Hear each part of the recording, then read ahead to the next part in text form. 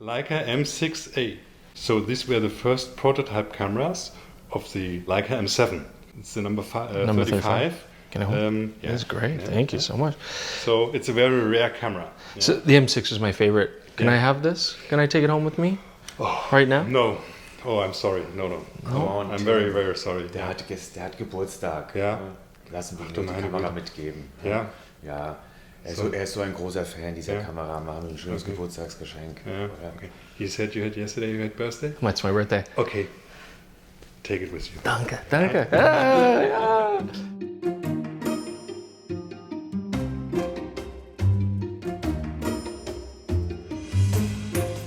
Welcome back, DP Review TV viewers. Chris Nichols here, coming to you from a very interesting location. Rainy, Wetzlar, Germany, but of course we are in a very exciting place. I've never been here. This is the Leica Park, where you'll find Leica's imaging division. We've got the Leica store right there. We have Ernst Leitz Werkstätten. We got all sorts of cool stuff. And then we're out here because we're looking at the pre-production Leica SL2. Now keep in mind, this is an early first impressions look. We don't have final firmware, but we are going to have some photos for you guys to play with and look at. And I do want to mention as well that Jordan is shooting this entire video, hopefully, also on a pre-production Leica SL2. So let's get out of the rain and play with this a little bit more and see how it does.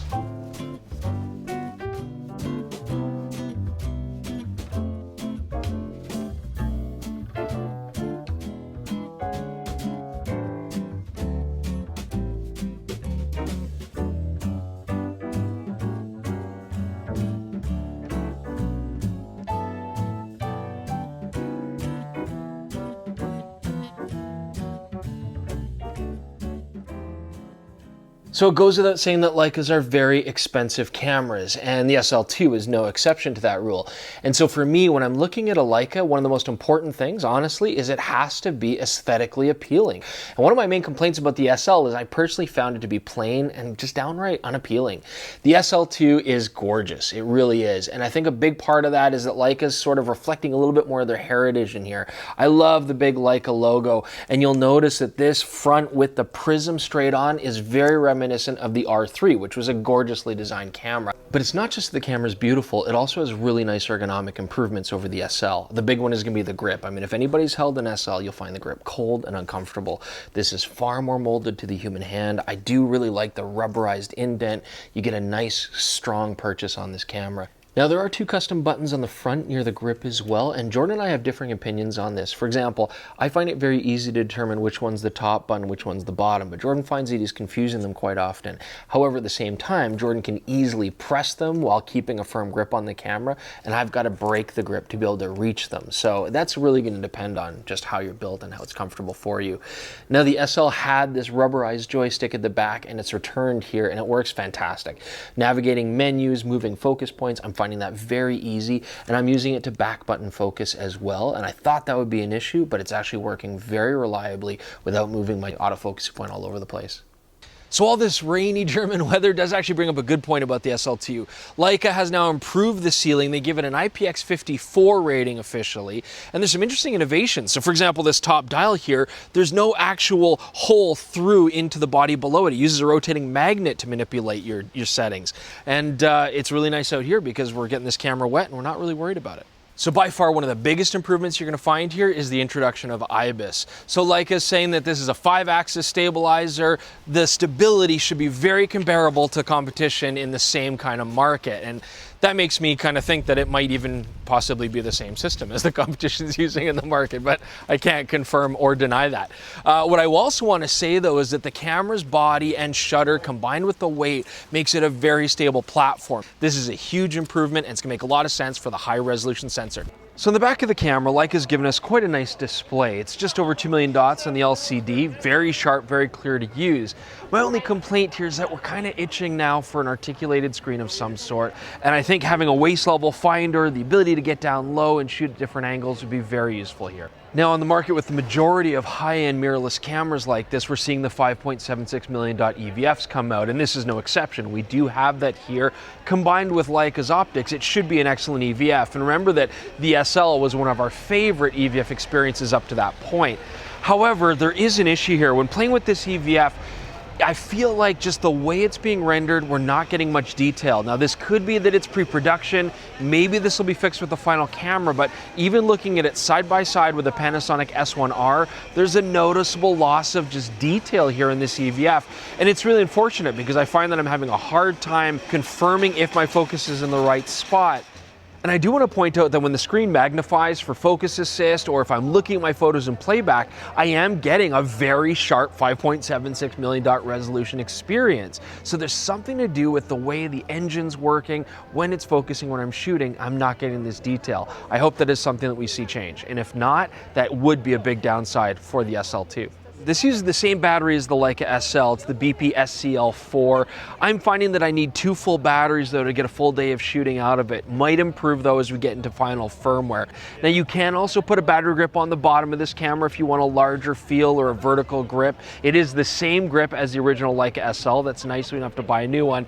Naturally, I think a lot of people are going to make connections between Panasonic S1R's 47 megapixel sensor and the sensor in the SL2, but Leica does assure us it is slightly different. They've actually reduced the amount of glass, only 2 layers in front of the sensor to try to get rid of some reflection problems. The other thing they've done is they've changed the micro lenses to accept light from more acute angles, and this is absolutely because, unlike a lot of other companies, they want to support their M lenses as well, and of course being rangefinder designs, those are generally very close to the sensor itself.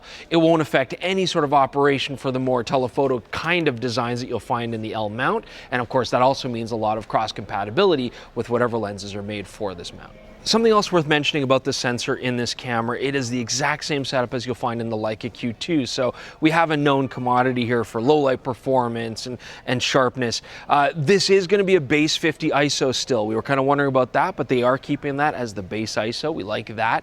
Generally speaking, you are going to get a very organic looking noise structure at high ISOs. That's a nice Leica trademark. You could argue that other companies tend to give slightly cleaner noise results than Leica, but it does have a very interesting look. So of course the Leica SL2 is using a contrast-only autofocusing system, very much like a very similar camera, the Panasonic S1 series that we have as well. But I do have to say that I think Panasonic does a better job with their DFD. It's quicker, it's more responsive. The Leica SL2 autofocus is constantly jittering, which of course is always disconcerting. And there are many times where I'll stop the focus because I'm back button focusing right now, and I'll find that it is now distinctly out of focus. Whereas Panasonic with the DFD, it usually maintains it quite well.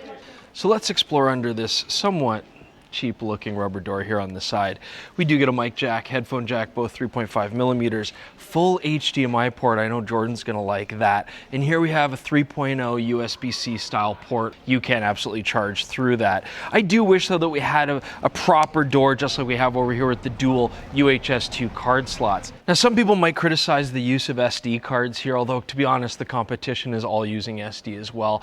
This camera, of course, does shoot very large files, and it can shoot 11 frames per second with a full mechanical shutter and 20 frames per second in electronic. It's not the biggest buffer on these cameras, and we're going to test that more when we get production versions, but I have noticed sometimes a little bit of slowdown, and if there's any kind of camera where the card speed really matters, this is one of them. And there's a side point to that too, because we're going to talk to Jordan next about video. It plays a big part there.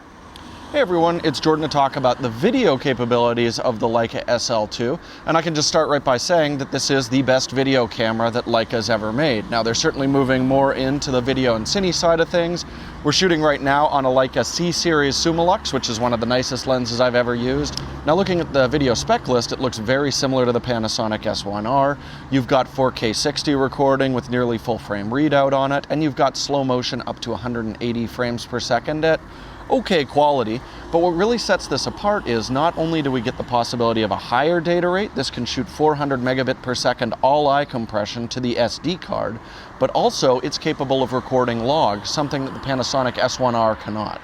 There are some limitations to those profiles, however. You have to shoot the 400 megabits per second if you want to get 10-bit, if you want to get log, if you want to get HLG. Otherwise, you can drop it down to 100 megabit per second MP4, but unfortunately, once you do that, their standard profiles, even their natural, that should be their flattest with contrast turned all the way down, is incredibly contrasty, so you get very limited dynamic range when recording 8-bit on this camera.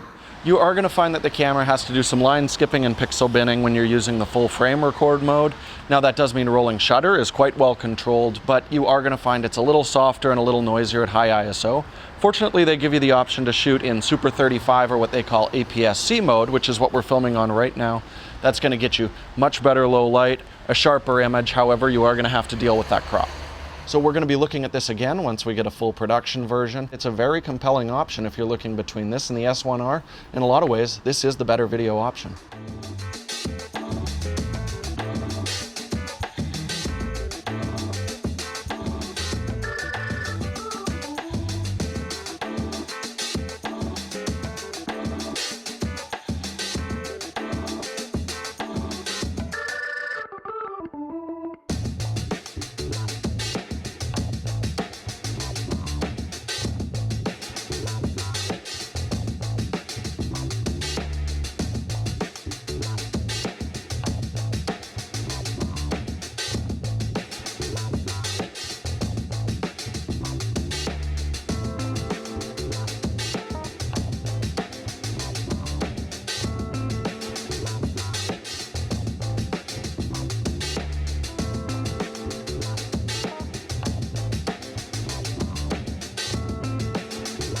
Okay, we spent a few days here in Germany. As you can see, it is still raining, but our journey is coming to an end. So I want to give you kind of my point form final impression notes on the Leica SL2. All right, one downside right off the bat, pretty poor battery life. For a full day of shooting, I was going through at least 2 full batteries, and for video, Jordan had to go through at least 3 in a day. So I know that manufacturers have been appreciating IBIS for a long time, and Leica's just finally caught up, but keep in mind, this is a really big benefit for this platform. You couple it with a body which is still almost as heavy as the original SL, but a very well dampened shutter, and you get an incredibly stable platform. And this is super useful because a 47 megapixel sensor needs stability to get the most out of it.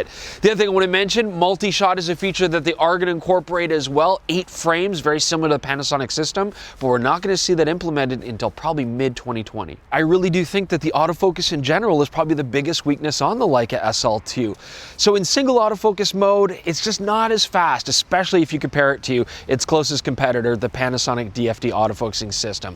In continuous, we've talked about how, again, it's a very disconcerting kind of experience, and it wobbles significantly more than the Panasonic does. The Leica SL2 also now incorporates autofocus with face and eye detection in continuous, and it does actually work very well. My biggest complaint there is, unlike other manufacturers, it does not show you which eye it's actually focusing on. Leica says you have to trust that it's going to be the closest eye, but I've had situations where it is the farther eye, and that is just, it's tough not knowing exactly where it's going to go. I want to have that confirmation. So my final thoughts, I believe the Leica SL had so much that it needed to have improved, and the SL2 has really addressed a lot of those issues. But I think you're also going to make natural comparisons to the Panasonic S1R, a very similar product. And frankly, if you look at it on a specs or tech basis, the S1R gives you better autofocus, a larger body with articulated screen, and very good image quality as well. But that's not really why we buy a Leica, is it? This camera is at least beautifully designed, has a very nice and simple interface, and the lenses give you the results that you are looking for with that quintessential Leica look. Whether that's going to be worth the extra money to you is for you to decide. But thanks so much for joining us. Leave comments below. Again, Instagram and Twitter to see some of the photos that we've taken on this trip. As well, don't forget dpreview.com for more information as this camera gets closer to production. Don't forget to subscribe. Thanks so much for joining us, and we'll see you very soon.